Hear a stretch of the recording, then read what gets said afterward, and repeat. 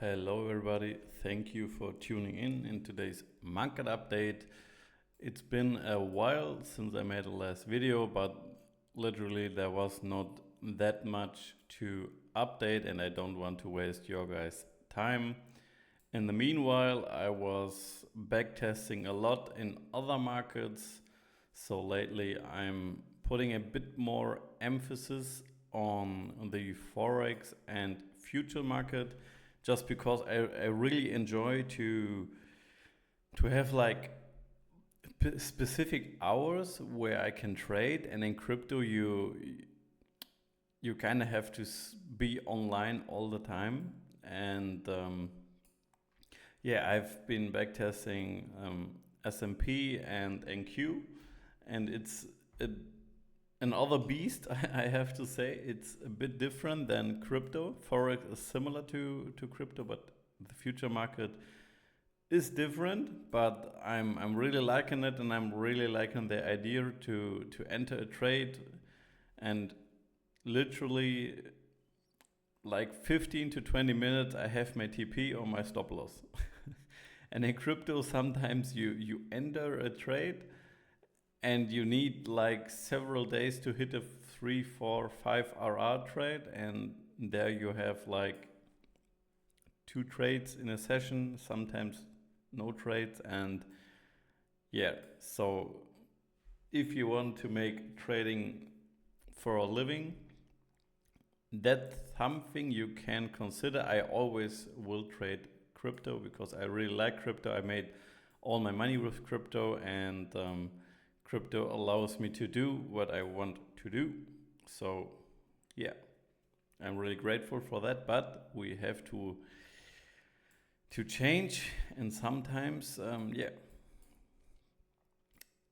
enough of the jabbing. Now the last thing I said is that I wanted a retrace following by a distribution that goes down, and maybe even create some sort of liquidity here that we can trade. So the main idea here is, I will zoom in locally, but we can get the move up,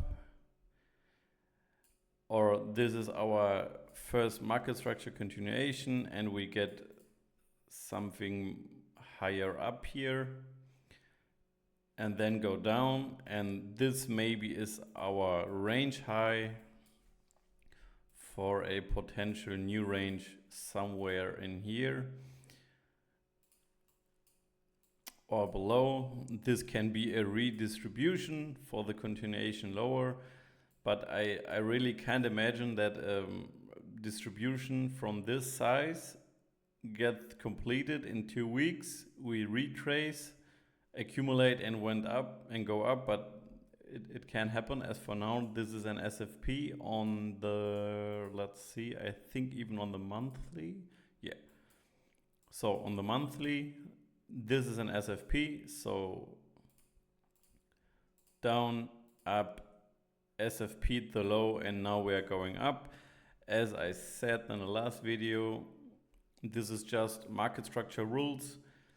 But here we had our 3-day market structure low. We SFP'd it like here on the monthly now, but the next candle closes below. So there are different scenarios that I'm looking now here locally. And guys, I have a new monitor. I don't know if you can see it. This is an ultra wide monitor because I like to split my screen, and now I have basically 2 screens in one. This is actually nice. So this is usually one screen here, and now I can, yeah, some nerdy stuff. But yeah, so the thing is here, this is easy to sweep liquidity here. We had some demand, we rejected, went up and then down. So this demand here is away, this supply is away. We front run a liquidity level here. So we have different scenarios that I'm looking. On the one hand, we can say, on the one hand, we can say this is easy to sweep liquidity. Price does this liquidation candle, by the way. If you put on some volume, you can see here there was some late shorts that got stopped out here, and longs that got stopped out. And here we can see bearish volume, and these are some longs getting liquidated, and now the shorts are again. So this is easy to sweep liquidity, and if price does not manage to sweep it, this means that buyers are in control and price is not ready to continue to go down lower. So what we can look at is now the move up and get the distribution here. I really like this play. This is our weekend lows now, but what can easily happen is that price, when the week opens, goes down, does not manage to get the lows here, and accumulates, goes up, set the weekly high, and then do something like this. So this is something I would like. This can be a narrow tap, that's no problem, but I really think somewhere in here or a bit higher up we can get a distribution for the continuation lower. And locally here, I'm not that interested in trading something like this. I want something local, and you can see this is not sideways price action. This is just a grind up, making higher highs locally. So for me personally, if I want to trade something, I want two scenarios. Either this scenario here, that we go down, accumulate, and go up, grab some liquidity, grab demand, supply I mean, and then continue lower. Or we distribute here locally, but this needs to go up now, distribute here, maybe go into an accumulation for the continuation. So the drawing would be something like this, if I have to make it fast. Okay, something like this, where you can short into a long. These are different scenarios that I'm looking for, but man, crypto is boring, and it should be boring in the times where we are now, because this easily can continue lower and make some weird lows here and bottom out somewhere in here, maybe even here, and everybody's expecting way lower, and then we kind of accumulate around these levels here, and the bottom is in at like 50k, I don't know. So we don't have to predict that, but I can tell you, like 60%, but I can tell you, look at the bear markets from the past cycles. This is that price action, and we are not kind of there right now. So this is just boring price action, like 2 weeks straight, just a slow grind up, doing nothing. But as always, this can be a boring price action for the continue of the month, and then suddenly price does something like this again. Okay, so stay sharp and watch the charts, pre-plan ideas so you don't get trapped or FOMO in positions. Here on USDT, I am looking for a potential distribution, but this is a faster move up. This is again a faster move up. So I want some lows getting created here on the move up, and I would prefer to go for a model 1 here and grab the all-time high liquidity. And this, guys, this can actually be the Bitcoin bottom. And let me see how long is this. 119 bars. So it has time till Oh, what a coincidence. Till October. Let me mark it like this. So, dude, if we get this, this would be awesome. Like, I don't want to go, to get too excited, but what if we go down lower? This means Bitcoin goes a bit higher here, and it just does some boring price action. This is an dude, it's so ugly. But yeah, you get the point. So we create some more sideways price action. Maybe it even reaccumulates around these levels here, have many highs, and that's why we get some technical manipulation where price goes up fast. This means that Bitcoin goes up slowly and then goes down fast. USDT grabs all-time high liquidity. Maybe we get even a manipulation here. And then, well, not that fast, but then we go over into the bull market on Bitcoin. And if you look at the last bottom here, around these levels, you can see these were faster moves up, where Bitcoin went faster down, and it had sharp moves. So it wouldn't surprise me if we get boring price action here, accumulation, go up, manipulate, and then it goes over into the bull phase with a distribution or accumulation here on USDT, maybe even around these levels here, because, well, we don't have it like this here, but you can see some sort of a bottom formation, like a base, and here we have the base, and maybe we get around these level the next base, but we have to see, because it's a bit difficult for me to understand, because when they keep printing more Tether, the market cap of crypto goes up, but the market cap of Tether goes up too. So does this thing now go all the way higher, higher, higher? This does not make sense for me. So at some point, this thing has to go down lower for the assets to go higher. You know what I mean? Yeah, so this is my main scenario on USDT and Bitcoin. Let me see, 30 minutes in, let me do ETH. So here I have some levels mapped out. This can be a bottom, or how does it call it, bottom demand.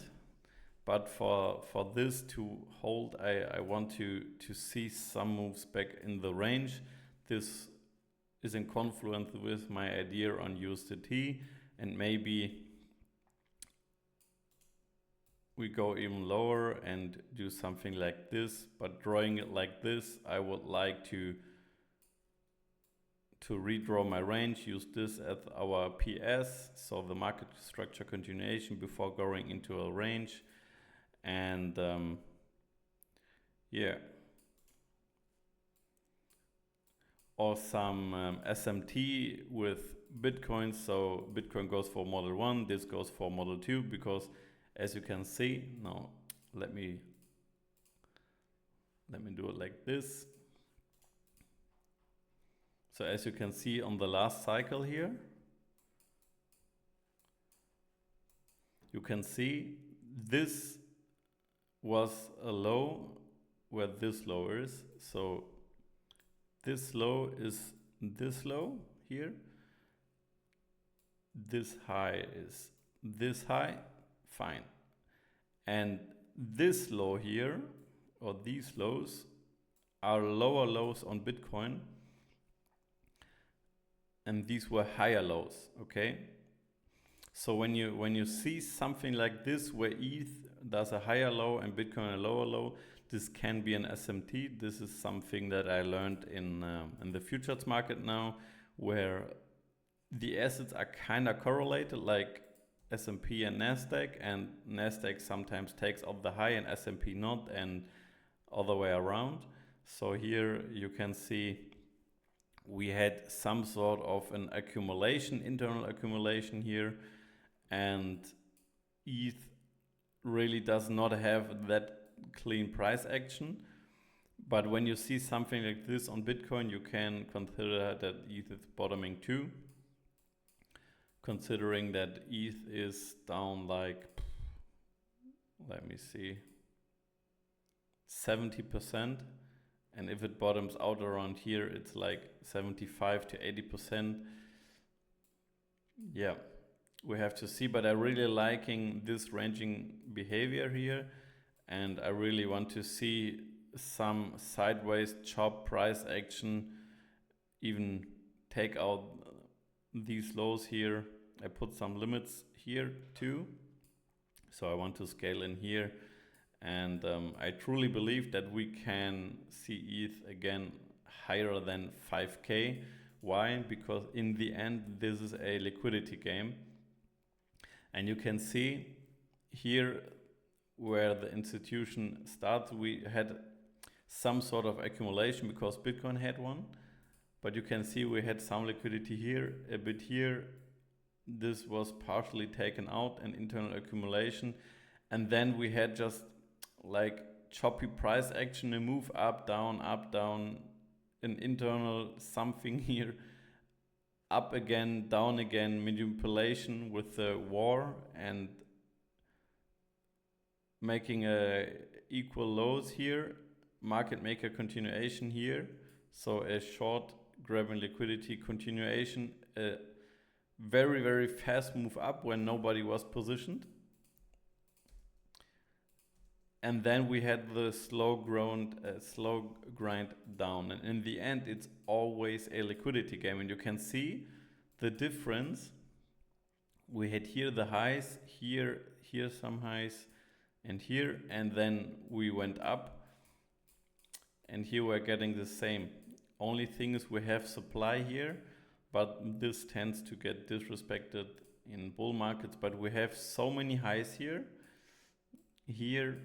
and even here, and if we don't manage to get this now, we will get this later.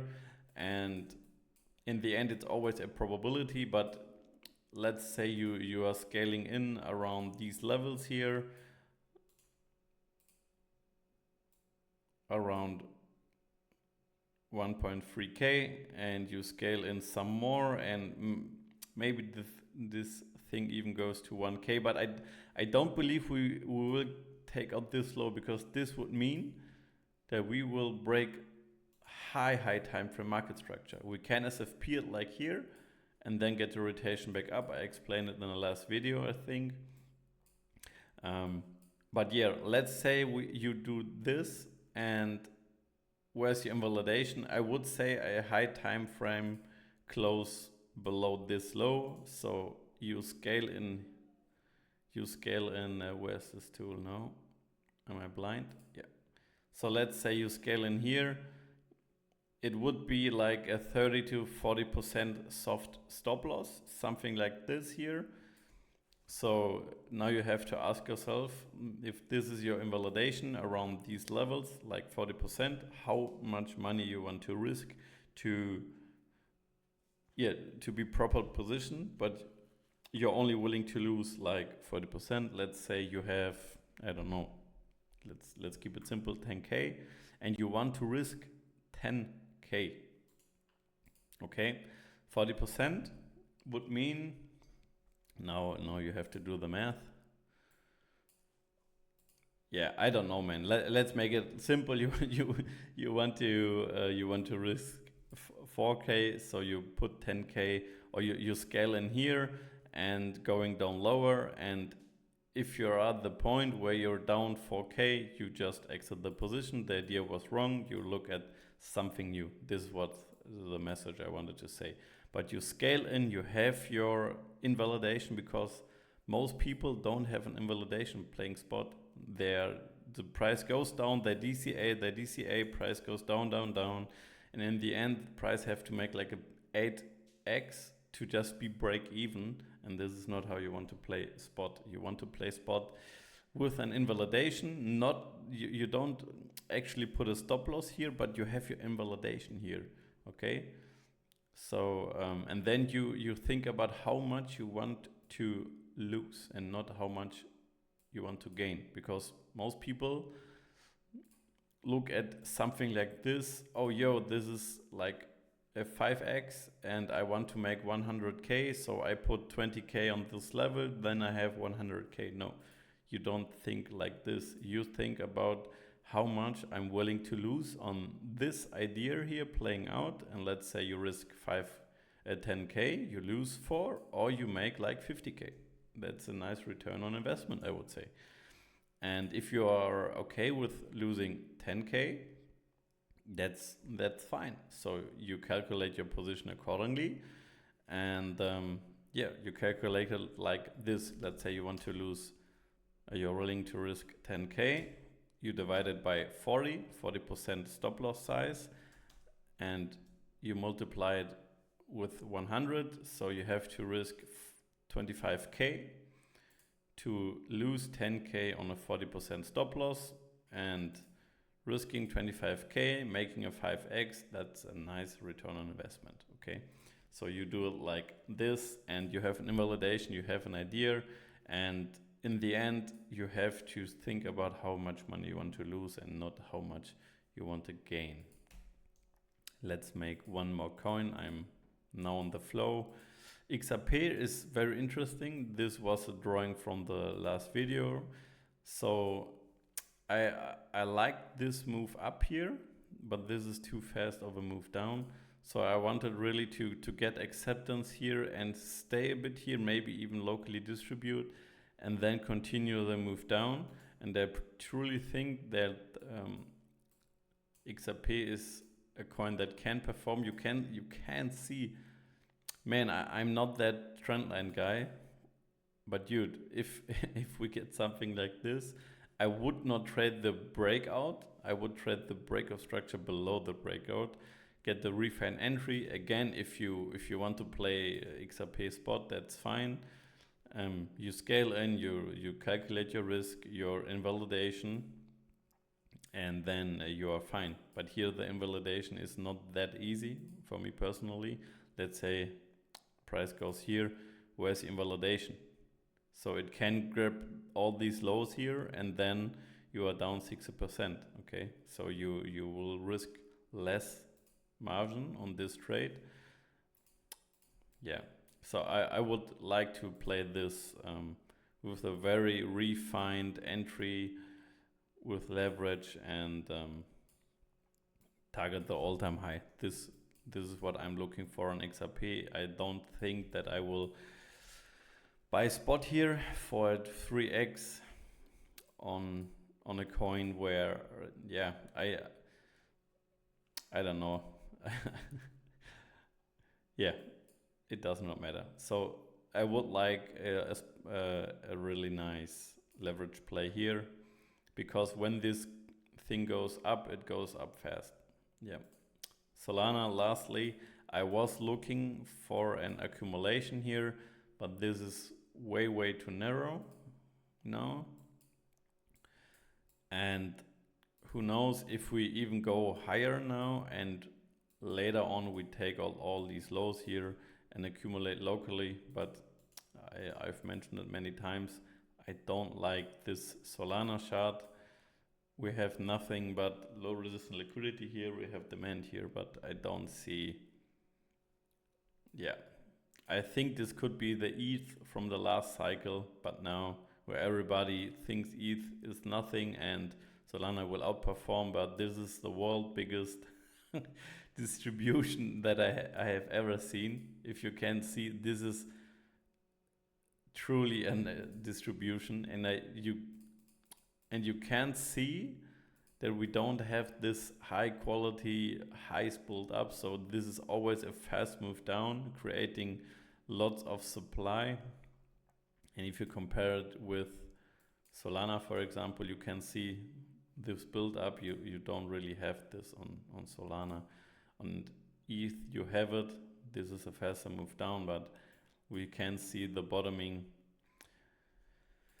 Yeah, enough of the jab. 25 minutes in. I hope this was helpful. Leave a like, leave a comment. Yeah, my wish is to get like 100 subs maybe in the next couple of months. Who knows if I can get it. If not, I don't really care. I'm just doing this for fun because I like to talk and do my TA. So if you enjoyed these kind of videos, subscribe to my channel. And yeah, stay sharp, stay grateful. Thank you for watching.